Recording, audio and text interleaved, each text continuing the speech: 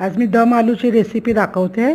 त्याच्यामध्ये तेजपत्ता टाकले तेलामध्ये, दालचिनी लवंग असे अख्खे मसाले टाकलेत, कांदा टाकला वाटून मिक्सरला, टोमॅटो, काजू 4-5 काजू घेतलेत आणि कोथिंबीरची पेस्ट केले। तर हे सगळे वाटून घेतलेत आणि आता ना मसाले टाकलेत, धना जिरा पावडर, हळद, किचन किंग मसाला आणि पाणी टाकलं मसाला करपायला नाही पाहिजे म्हणून। आणि मग ही पेस्ट टाकले टोमॅटो आणि काजूची आणि 2 चमचे दही फेटून घातले त्याच्यातच आणि ते ढवळत राहायचं, नाही तर ते फुटते मग।